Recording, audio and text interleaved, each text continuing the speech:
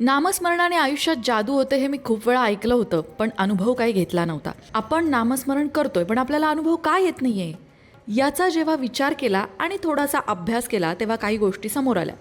ज्या चुका माझ्याकडनं होत होत्या, त्या तुमच्याकडनंही होत आहेत का बघा हं.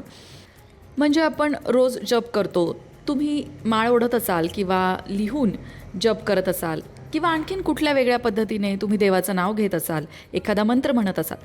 पण त्याचा जर अनुभव तुम्हाला येत नसेल, तर या चुका तुमच्याकडनं होत असणार आहेत.